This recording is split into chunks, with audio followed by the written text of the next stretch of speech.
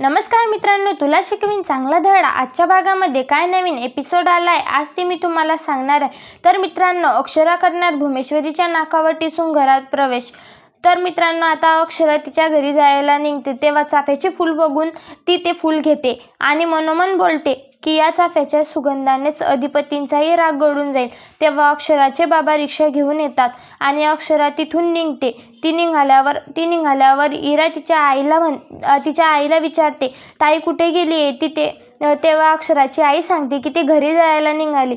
तेव्हा इरा आईला बोलते तिला तिथे जाण्याची काहीही गरज नव्हती, कारण तिथे भांडण झाले आहे ना जिजूंशी. तेव्हा अक्षराची आई बोलते, नवरा बायकोची भांडण होतच राहतात. तेव्हा इरा अक्षराला फोन करते व विचारते की तू कुठे आहेस आणि काही जायला नको होतो तू तिथे, कारण ते भुमेश्वरी मॅडम काही तुझं स्वागत नाही करणार आहे, अपमानच करतील.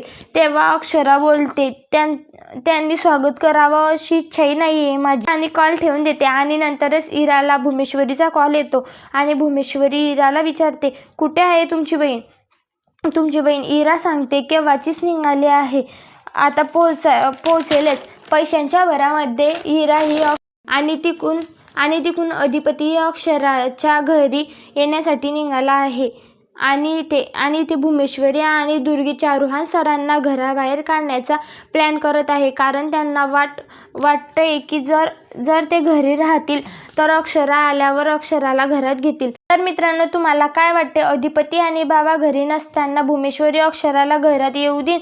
हे आम्हाला कमेंटमध्ये सांगा. चॅनलवर नवीन असल्यास लाईक करा, शेअर करा आणि सबस्क्राईब करायला विसरू नका. जय हिंद.